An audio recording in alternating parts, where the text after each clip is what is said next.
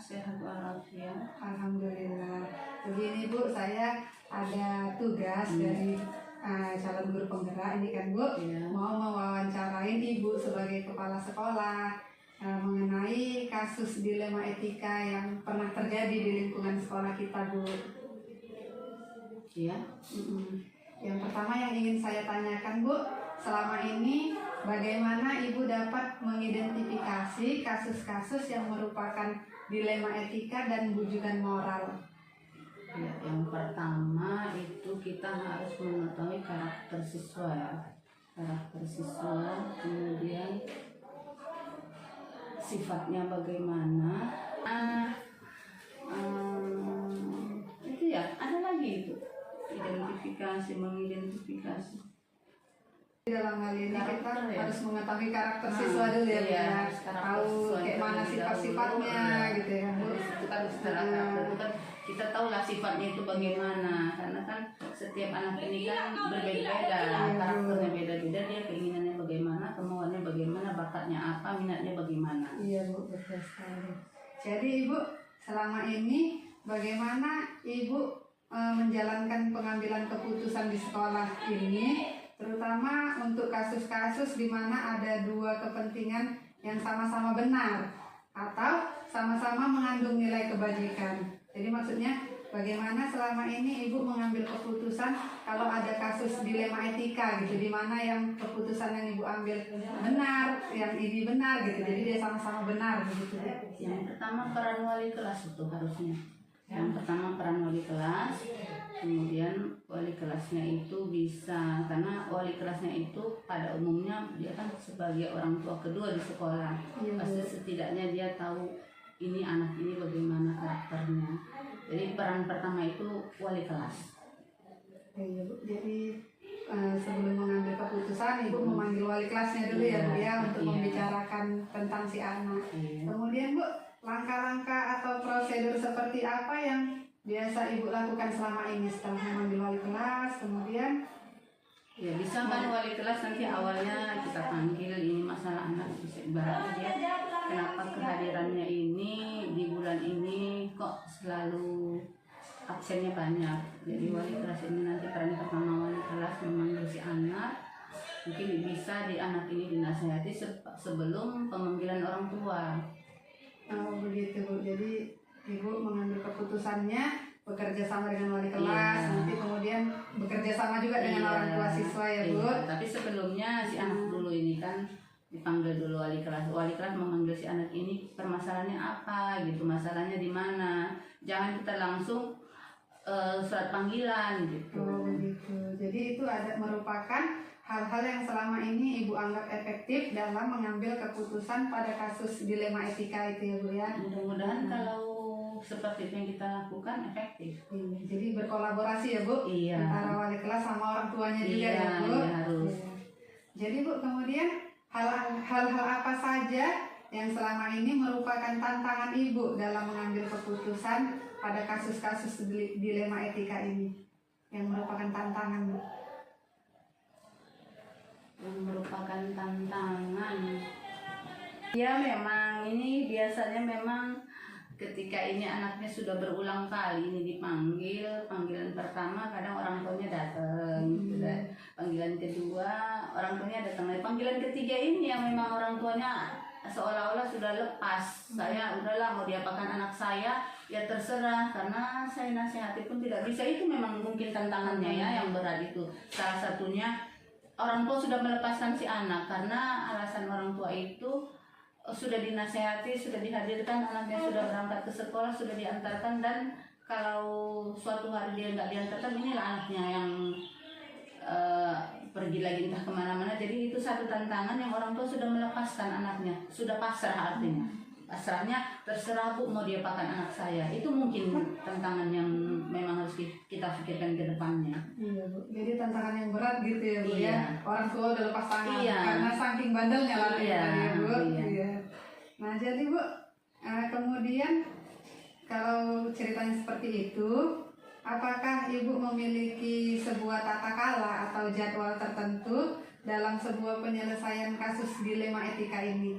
Apakah Ibu langsung menyelesaikannya di tempat atau memiliki jadwal untuk menyelesaikannya dalam bentuk atau prosedur seperti apa yang Ibu jalankan? Nah, itu kita harus ada prosedurnya, artinya disinilah kita bekerja sama, kita panggil lah di sini wali kelas, kesiswaan, kemudian orang tua, kita dudukkan bersama. Jadi dari bagaimana ini kelanjutannya si anak, kita kan nggak harus ambil satu keputusan atau satu kebijakan, tapi di sini peran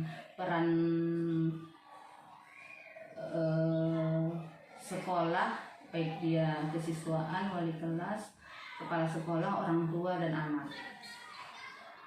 Jadi Ibu dalam hal ini Ibu langsung menyelesaikannya lah ya kan Bu, di tempat atau di sekolah, bersama dengan kolaborasi tadi lah ya Bu ya, dengan wali kelasnya, dengan orang tuanya, bidang kesiswaan juga ada ya Bu ya. Diselesaikan dengan jadwal dan prosedur yang Iya, kita kasih jadwal. Iya. Apakah dia tidak langsung di situ, tapi kita pakai jadwal dulu. Begitu Bu. Jadi Bu, selama ini adakah seseorang atau faktor-faktor apa yang selama ini mempermudah atau membantu Ibu dalam mengambil sebuah keputusan dalam kasus-kasus dilema etika yang pernah terjadi di sekolah? Kita selalu berdiskusi dulu dengan, tidak semua guru sih, tapi ada beberapa guru yang berkaitan dengan hal anak tersebut. Artinya kan tidak semua guru dipanggil, tapi ada beberapa guru yang kita panggil, kita untuk mendiskusikannya bagaimana jalan keluarnya tentang permasalahan si anak ini. Berarti selama ini ada beberapa guru yang mempermudah Ibu atau membantu Ibu dalam mengambil sebuah keputusan ya Bu. Jadi kita biar juga sama, artinya kan solusinya bagaimana. Iya Bu, betul Bu. Nah, jadi Bu, ini pertanyaan terakhir ya Ibu. Iya. Nah, ini terakhir ini Bu, dari semua hal yang telah disampaikan tadi, yang sudah saya tanya dan yang sudah Ibu sampaikan, pembelajaran apa yang dapat Ibu petik dari pengalaman Ibu dalam mengambil keputusan dilema etika ini? Berarti pembelajaran musyawarah untuk mencapai mufakat. Saya rasa itu. Musyawarah ya Bu ya. Musyawarahkan bersama sehingga kita mencapai pemufakatan, itulah intinya. Jadi di dalam, jangan kita mengambil satu keputusan yang memang ada guru-guru, memang tidak semua guru harus tahu keputusan itu, tetapi tidak semua kepala sekolah itu mengambil satu keputusan yang memang tidak tahu gurunya, apalagi yang berhubungan dengan ini siswa. Oh begitu Bu. Jadi pembelajaran yang sudah Ibu petik dari pengalaman Ibu selama ini adalah musyawarah dan mufakat. Bagus sekali itu Bu. Jadi ada musyawarah, ada kolaborasi antara Ibu sama guru-guru, sama orang tua siswa juga Ibu. Antara kepala sekolah, guru,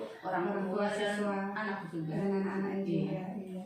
Baik Bu, terima kasih Bu. Demikian saja wawancara saya mengenai dilema etika, keputusan seorang pemimpin dalam mengambil keputusan Bu. Terima kasih sudah meluangkan waktunya untuk saya ya Ibu. Iya, sama-sama. Saya akhiri dengan Assalamualaikum warahmatullahi wabarakatuh. Waalaikumsalam warahmatullahi wabarakatuh. Semoga ini bermanfaat.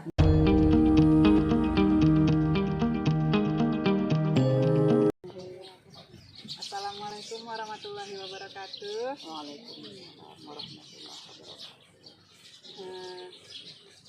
Izin waktunya sebentar ya Bu. Saya salah satu guru dari SMP swasta Penda Ajamu berkunjung kemari Bu, menemui Ibu dengan tujuan wawancara untuk memenuhi tugas calon guru penggerak Bu yang saya ikuti dari Kabupaten Labuhan Batu. Perkenalkan, saya sedang bersama Kepala Sekolah Mas Al-Ikhlas Ajamu, ada Ibu Erwani SPD. Assalamualaikum. Assalamualaikum Bu Er. Waalaikumsalam Bu Er. Bagaimana kabar Ibu? Yang sehat walafiat. Alhamdulillah. Alhamdulillah Bu. Jadi begini ya Bu, saya minta izin waktu Ibu sebentar.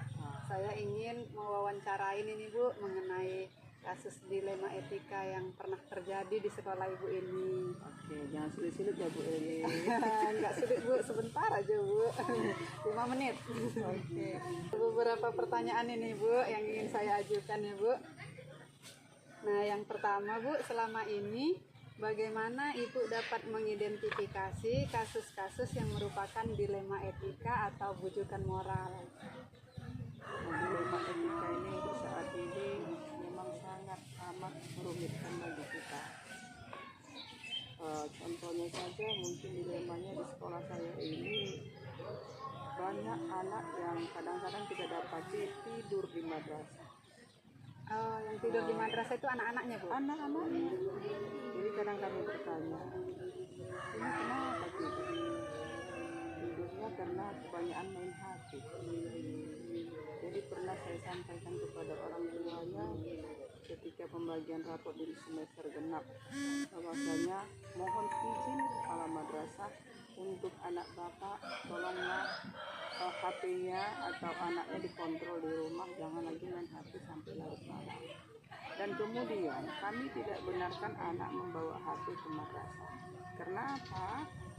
Di sini pun anaknya asik bermain HP, setelah main HP tidur. Itu di dalam pembelajaran? Di dalam pembelajaran tidur main HP. Anak-anak ini gimana kita bilang? Ya kadang ada maunya dia mau berubah, ada maunya tidak berubah. Nah kalau kita kerasi, biasanya nggak sekolah. Kalau kita kerasin atau kasih hukuman nggak sekolah, Bu? Biasanya nggak sekolah. Kalau dibujuk, mau sampai kapan lagi kita membujuk-bujuknya, itu kan begitu. Namun kami memang tidak tahu semangat, jadi asal bawa HP kami ambil lah. Tapi itulah solusi memang untuk dibujuk nanti dia katanya oke siap, tapi kenyataannya besok diulang lagi. Tapi kalau kita marahi seperti misalnya contohnya kita jewerkan gini atau kita ambil air atau pernah saya foto saya bagikan ke WA-nya. Wih bu, hapuslah bu, buat malu aja ibu ini kan. Besok dimarahi emang kalau istilahnya dihukumlah anak ini seperti mungkin mengangkat tanah atau mengutip sampah. Kalau mengutip sampah masih mau ya. Tapi kalau suruh kita suruh orang nanti lari lapangan atau baca doa ataupun disuruh berpidato. Besok nggak sekolah. Nggak sekolah. Lagi Bu Elie yang terlambat. Kalau ini terlambat ini apapun ibu buat hukumannya mereka tetap terlambat. Apapun hukuman, mau ibu suruh sholat duha ya terlambat besoknya, mau disuruh musik sampai ya besoknya terlambat, mau berubah hukuman denda yang seperti tadi kan tetap terlambat. Jadi ada dua masalah di sekolah ini, Iya. siswa sering tidur sama terlambat. terlambat. Jadi Ibu, bagaimana selama ini Ibu menjalankan pengambilan keputusan itu tadi yang Ibu bilang dihukum, didenda itu. Untuk kasus-kasus di mana ada dua kepentingan yang sama-sama benar tadi kan Bu, atau sama-sama mengandung nilai kebajikan. Selama ini bagaimana Ibu menjalankan pengambilan keputusan itu? Pengambilan keputusannya terkadang saya telepon orang tua. Enggak terlambat Ibu. Berarti kerjasama juga sama orang tuanya, kemudian saya suruh lagi dia terlambat, besok terlambat lagi ya. Bukan saya suruh besok jangan datang lambat ya nak, tetap itu Bu ini datang lambat. Menasihatinya terbalik ya Bu? Sering seperti itu, nanti kau tidur lagi ya di sini. Tapi tidak dilakukan. Tidak dilakukan, enggak Bu. Bu, langkah-langkah atau prosedur seperti apa yang biasa Ibu lakukan selama ini?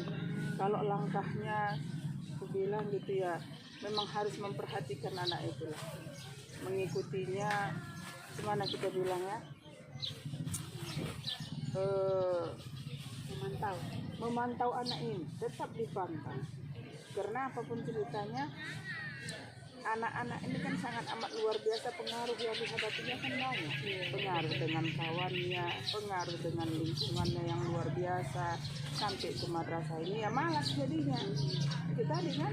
Nah, jadi memang memantau si anak, kadang memang kita ingatkan, kadang memang orang tua lah kami Bu Eli, orang tua penting, kami orang tua. Jadi yang Ibu anggap efektif dalam mengambil keputusan selama ini ya memantau anak tersebut dan konsultasi juga sama orang tua Bu adalah apa namanya Bu, kolaborasi orang tua dengan sekolah gitu ya Bu ya, dengan guru-guru, dengan kepala sekolah juga.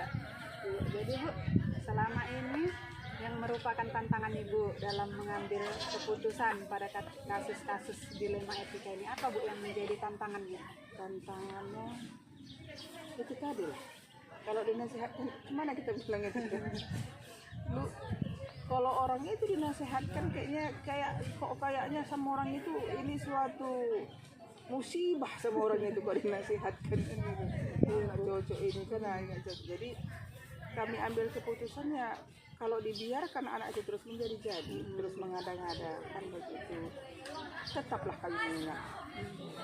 Hari ini kau katakan kami handal, hari ini kau katakan kami cerewet, hari ini kau katakan kami galak, terserah sama kau.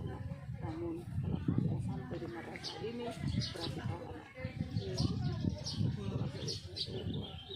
Berarti tantangannya itu tadi Bu, kalau anak bosan ini lah. dibimbing dengan kata-kata ke arah yang benar, lurus, Iya. nggak mau dengar, Nggak mau, malah harus baliknya dibalikkan, lah. disebalikkan. Berarti kau Iya. buat. Oh, gitu tantangannya Iya, seperti itu, Bu. gitu. Kalau dibalikkan Baru. nurut ya Bu ya, anaknya. Nurut lah dia kan. Iya Bu, iya Bu. Iya, Maaf, Bu, iya, maaf. Wah, itulah. Siap saya salah. Jadi Bu, apakah Ibu memiliki sebuah tata kala atau jadwal tertentu dalam sebuah penyelesaian kasus dilema etika ini? Apakah Ibu langsung menyelesaikannya di tempat atau Ibu ada mengatur jadwal, entah ketemu di mana untuk menyelesaikannya, atau bentuk atau prosedur seperti apalah yang Ibu jalankan? Kalau saya melihat kasus ada kalanya harus saya selesaikan pada saat itu juga. Selesaikan. Jadi tadi Bu, Ibu menyelesaikan masalahnya langsung di tempat ya Bu ya. Kemudian Bu, adakah seseorang atau faktor-faktor apa yang selama ini mempermudah atau membantu Ibu dalam pengambilan keputusan dalam kasus-kasus dilema etika ini Bu? Siswaan. Yang kedua adalah kawannya sendiri. Kawannya sendiri. Kawan si anak ini. Kawan si anak Iya. Berarti yang mempermudah Ibu dan membantu itu Iya, kawan kesiswaan dan siswaan kawan anaknya si sendiri. anak itu. Iya. Itu dapat membantu ya Bu. Kenapa si anak begini? Bisa kok ini. Itu efektif Bu? Iya praktik. Alhamdulillah Bu, ini teman-teman sebelum dulu ada macam contoh yang lain lah ini lah kan. Contoh yang sekarang lah, kalau yang dulu ada itu namanya ansori.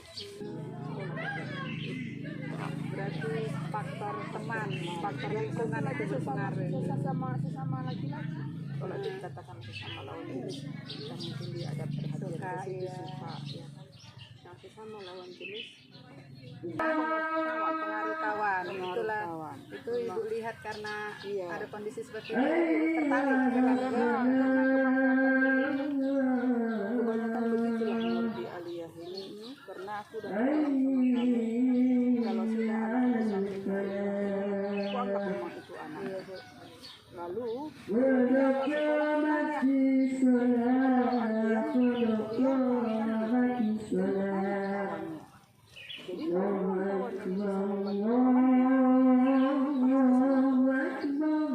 berhasil. alhamdulillah. Kebanyakan begitulah antar kawan ke kawan aja. Kau nggak kasihan dengan kawanmu, besok kau miskin lagi. Jadi melihat situasi ibu mengambil siswa tersebut lah Bu yang membantu Ibu. Membantulah aku bilang, karena anak ini pun cerita saya bilang seperti itulah, karena jangan kau. Jadi Bu, dari semua hal yang telah Ibu sampaikan ini tadi, kita udah banyak ini Bu cerita-cerita kan Bu. Dari semua hal yang udah Ibu sampaikan, pembelajaran apa Bu kira-kira yang Ibu dapatkan atau Ibu petiklah dari pengalaman Ibu ini dalam mengambil keputusan dilema etika ini tadi? Hati ke hati, Dari hati ke hati ya Bu. ke hati, nggak ada. Kalau aku bawa keras, orang itu bukan malah baik. Iya. Kalau aku bawa juga lembut, mereka malah kadang-kadang mengejek kita. Jadi pas Pas itu pembelajaran ya Bu ya. itulah yang memang Jadi aku dari dapat. pengalaman semua yang udah kita apain, dapatlah solusinya itu dari hati ke hati. Karena kalau pakai kekerasan nggak bisa ya Bu. Nggak dapat orang. Pakai hukuman juga lebih parah ya Bu. Kalau sama orang ini besok lagi itu tadi nggak sekolah. Sekolah lagi. Nah ini jadi kalau untuk menaboknya tidak, dan kalau tidak untuk memarahinya lagi kan capek jalan Udah besar ya Bu. besar. Nah, itulah mungkin disitulah memang uniknya, enaknya mengajar orang ini gitulah kan gitu kan. Nanti kalau kita samakan lagi yang di kota mungkin berbeda lagi kan gitu kan. Tapi untuk saat ini kami yang ada di madrasah ini, hati ke hati tadilah yang membawa orang ini, makanya bisa bertahan. Itu aja. Itu aja ya Bu. Baiklah Ibu. Terima kasih Bu sudah meluangkan waktunya untuk saya. Sudah kita bercerita-cerita ya Bu. Terima kasih banyak ya Bu. Pembelajaran. Iya Bu. Assalamualaikum Ibu.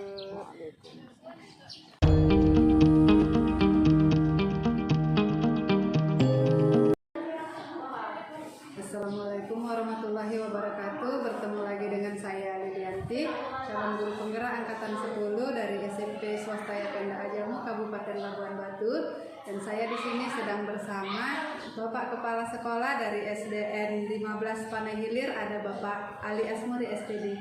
Selamat siang Pak. Selamat siang. Nah, bagaimana kabar Bapak hari ini? Alhamdulillah sehat. Begini Pak, saya meminta sedikit waktu Bapak untuk wawancara guna memenuhi tugas saya Pak di pendidikan calon guru penggerak ini. Bisa ya Pak? Nah, wawancara saya berkaitan dengan nilai-nilai kebajikan sebagai seorang pemimpin Pak. Nah, ini mengenai dilema etika pada kasus yang pernah ada di sekolah Bapak gitu. Nah, ada beberapa pertanyaan yang ingin saya ajukan ya Pak. Pertanyaan yang pertama, selama ini bagaimana Bapak dapat mengidentifikasi kasus-kasus yang merupakan dilema etika atau bujukan moral Pak? Kalau dia sebagai seorang pemimpin itu kan nggak lepas daripada berbagai macam masalah. Apalagi kalau sudah ada yang namanya dilema, ada dia 4 paradigma yang sering dihadapi oleh setiap manusia pada dasarnya, dan sebagai pemimpin itu tumpuannya. Salah satunya ada dia individu melawan kelompok, kemudian termasuk juga dia keadilan melawan rasa kasihan. Dari paradigma itu tadi kita pasti harus betul-betul mengidentifikasi dulu permasalahan itu. Permasalahan apa sebenarnya, yang mana yang condong, bukan langsung kita, karena dia berhadapan juga dengan berbagai orang lain yang memang membutuhkan keadilan. Kita harus betul-betul mengobservasi dulu, mengidentifikasi masalah itu dulu, jangan sampai kita salah dalam mengambil keputusan. Gitu Pak ya. Jadi ada beberapa paradigma ya Pak ya yang harus diidentifikasi, paradigma dilema etika. Iya, kemudian Pak, bagaimana selama ini Bapak menjalankan pengambilan keputusan di sekolah Bapak, terutama untuk kasus-kasus di mana ada dua kepentingan yang sama-sama benar dan sama-sama mengandung nilai kebajikan? Kebetulan saya juga dari guru penggerak. Di dalam guru penggerak itu ada kita mempelajari tentang yang namanya 9 langkah pengambilan keputusan. Dan itu cara yang paling efektif untuk menyelesaikan masalah-masalah dalam mengambil keputusan itu. Apalagi seperti yang dibilangkan itu tadi, dia merupakan salah satu paradigma yang benar melawan benar, kan gitulah kita katakan, sama-sama benar. Jadi bagaimana cara untuk mengidentifikasinya? Yang pertama sekali kan kita harus betul-betul dulu mengenal bahwa nilai-nilai yang bertentangan dalam situasi itu, karena walau bagaimanapun sama-sama benar, pasti ada dia yang bertentangan sebenarnya. Benar, tapi dia sebenarnya bertentangan bila dibandingkan dengan orang lain itu. Dia mana yang lebih condongnya dia kepada kebenaran, maka yang bisa keputusan. Kemudian kita betul-betul harus mengidentifikasi siapa-siapa saja yang terlibat dalam masalah itu. Kalau kita kembali kepada 9 langkah pengambil keputusan, nah, jadi kita jangan memvonis satu orang saja. Kalau sudah dia yang kita vonis, belum tentu dia yang betul-betul salah. Bisa jadi yang kawannya itu sebenarnya sebagai sumber dari masalah itu. Nah, ada kadang-kadang dia kan lempar batu sembunyi tangan. Nah, orang lain yang melakukan, tapi seseorang itu tadi yang menjadi korban ini menjadi masalah. Kalau kita salah dalam mengambil keputusan, ini berakibat fatal sebenarnya.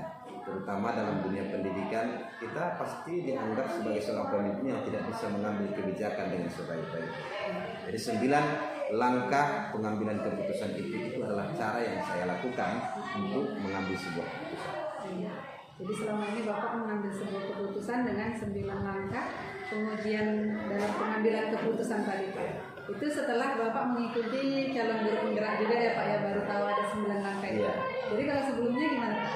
Sebelumnya saya selalu melihat pemandangan saya hanya melihat ya, siapa yang nampak bersalah itu yang menjadikan sebagai korbannya. Jadi kurang memahami bagaimana 9 langkah ini selama ini. Ya nampak kita jelas dia salah, ya udah hukum aja, apapun alasan dia memang sudah nampak. Jadi pandangan mata lebih condong dalam mengambil suatu keputusan. Dan di balik itu juga kalau memang ada suatu aduan, saya mengambil itu dari saksi, ucapan-ucapan mana yang terbanyak. Selama ini begitu. Usia ini mengatakan ini yang salah, ini yang salah, ini yang salah. Jadi saya rasa yang saya lakukan itu selama ini itu juga salah. Belum tentu yang memberikan suatu penyaksian itu benar, karena terkadang dalam memberikan suatu penyaksian itu berpihak. Mana yang rasa dia yang paling bagus sama dia itu yang dibela. Jadi ternyata banyak ya Pak keuntungan dan manfaat mengikuti guru penggerak ini ya Pak ya. Sangat banyak sekali. Dari awalnya kita tidak tahu bagaimana caranya jadi tahu ya Pak. Terima kasih Pak. Kemudian langkah-langkah atau prosedur seperti apa yang biasa Bapak lakukan selama ini? Saya selalu yang sering saya lakukan itu mengenali nilai-nilai yang bertentangan sebenarnya. Mana yang nilai-nilai yang bertentangan dalam masalah itu, makanya saya selalu melakukan itu untuk mengidentifikasinya, melakukan teknik coaching. Teknik coaching ini juga baru diperoleh sesudah menjadi guru penggerak, dan di situ kita bisa meredam emosi seseorang dan bisa membantu seseorang dalam mencari solusi. Terkadang keegoisan itu yang menjadikan kita sebenarnya tidak menyadari untuk bisa menyelesaikan masalah. Selalu bergantung orang lain yang bisa menyelesaikan itu, sehingga menceritakan. Terkadang itu tidak bisa menyelesaikan, malah itu menjadi sesuatu bumerang yang berkepanjangan. Tapi dengan adanya teknik coaching ini, kita bisa mengatasi masalah kita masuk di sini. Jadi dalam 9 langkah pengambilan keputusan itu, saya sebenarnya lebih condongnya yang melihat nilai-nilai yang saling bertentangan. Mana sebenarnya nilainya? Ini paling contoh ini, karena setiap pengaduan, kalau ada umpamanya 2 guru yang memiliki satu masalah, setiap dia pengaduan itu pasti mereka itu merasa bahwa mereka itu benar. Begitu ditanya, yang satu itu dia merasa bahwa dirinya benar, yang satu lagi juga merasa benar. Dan untuk mencapai ini, kita tidak boleh berpihak sebenarnya. Kalau berpihak mungkin ada kecemburuan sosial, terjadi permasalahan yang besar barangkali dalam lingkungan itu. Tapi kalau kita bisa memahami tentang nilai-nilai, mana sebenarnya yang bertentangan, mana dia sebenarnya yang lebih bagus, itu akan lebih memudahkan kita dalam mengidentifikasi masalah. Seperti itu Pak, jadi dengan teknik coaching ya Pak ya. Iya. Jadi Pak, itu tadi hal-hal yang efektif dalam mengambil keputusan gitu ya Pak ya, coaching. Dan kemudian Pak, hal apa yang selama ini merupakan tantangan Bapak dalam mengambil keputusan pada kasus-kasus dilema etika yang ada di sekolah? Ya, pastinya yang menjadi tantangan itu sebenarnya kecemburuan sosial. Betul. Sudah selesai pun masalah itu, tapi karena dia merasa disalahkan, dia ada rasa kecemburuan. Oh, bapak ini berpihaknya sama ini, ada anak kandung, ada anak tiri, kayak gitu. Itu bahasa yang biasa dilakukan. Padahal sebenarnya sudah betul-betul ia menyadari bahwa dia salah, tapi ternyata untuk menempatkan ke dalam dirinya bahwa aku ini adalah salah itu berat. Tetap harus ada dia korban, ada dia yang harus ditimpakan dalam masalah itu. Maka kalau kita sebagai seorang pemimpin yang menyelesaikan masalah itu, pastinya menjadi korban itu. Ada kecemburuan sosial, itu yang paling berat. Itu tantangannya Pak ya, kecemburuan sosial tadi. Berarti masalah dilema etika yang sering Bapak hadapi ini antara guru dengan guru lah ya Pak ya. Pada dasarnya Ya, kepala sekolah itu. kepala sekolah ya Pak ya, guru dengan guru gitu. Dari lingkungan sesama apalah ya Pak, guru Ya, komunitas kita komunitas sekolah. Ya, komunitas sekolah. Kemudian Pak, Bapak memiliki sebuah jadwal gitu Pak, jadwal tertentu atau tata cara dalam menyelesaikan kasus dilema etika ini. Apakah Bapak langsung menyelesaikannya di tempat atau Bapak ada mengajak jumpa kumpul di mana gitu di luar dari sekolah gitu, membuat pertemuan gitu Pak untuk menyelesaikan kasus kalau ada. Kalau penjadwalan sebenarnya tidak ada ya, karena tidak setiap minggu, tidak setiap hari orang punya masalah. Terkadang dia bisa jadi setiap hari, terkadang sebulan sekali. Kalau penjadwalan tidak ada, namun dalam penyelesaian masalah itu saya juga merancang sebuah tempat dalam menyelesaikan masalah itu biasa tidak saya menyelesaikan itu tidak di ruang guru. Saya panggil dia di ruangan saya sendiri. Supaya tidak menjadi masalah yang besar dalam masalah itu, karena terkadang tidak semua kawan itu menerima, ada juga yang ada kurang baik dengan yang lain sehingga ini menyebarluaskan. Makanya saya ambil dia tempat yang memang khusus untuk saya dengan orang yang bermasalah itu dalam penyelesaian masalah, dan berjanji kepada sesama yang punya masalah ini tidak disebarluaskan dan tidak diceritakan kepada orang lain. Gitu ya Pak. Jadi setiap ada masalah ada tempat khususnya ya Pak ya. Sebenarnya tempat khusus tidak, cuma itu di ruangan saya sendiri. Berarti adalah tidak di ruangan, tidak di tempat umum gitu ya Pak, tidak tidak di ruangan terbuka bersama guru yang lain. Iya. Antara Kepala sekolah dan juga yang memiliki masalah. Kemudian Pak, kalau selama ini Bapak menyelesaikan masalah, ada tidak faktor-faktor yang memudahkan Bapak atau seseorang gitulah yang membantu Bapak dalam mempermudah Bapak menyelesaikan permasalahan tersebut? Kebetulan di sekolah saya itu ada dia yang guru senior, dikatakan guru senior itu yang termasuk guru yang sudah. Jadi itu selalu saya libatkan dalam penyelesaian masalah, karena terkadang yang bermasalah itu kan tidak semua guru yang muda, yang tua juga begitu. Kalau kita sebagai pemimpin itu muda, rasa-rasanya dalam menerima masukan itu masih merasa bahwa guru ini masih muda, masih baru, kok sudah lebih hebat kan kayak gitu. Jadi aku lebih berpengalaman gitu dari sekarang.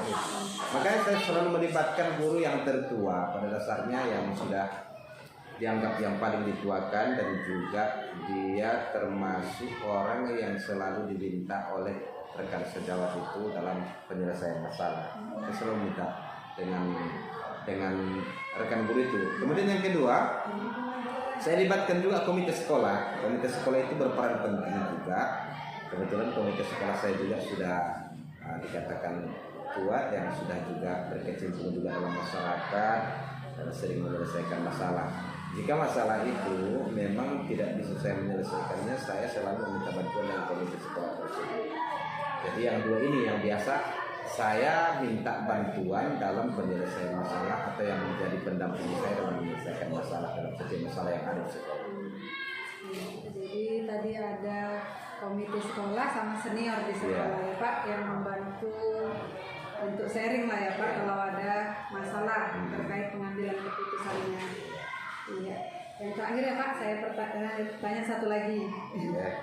Jadi Pak, dari semua hal yang sudah Bapak sampaikan tadi, pembelajaran apa yang dapat Bapak petik dari pengalaman Bapak selama mengambil keputusan mengenai dilema etika yang pernah terjadi di sekolah Pak?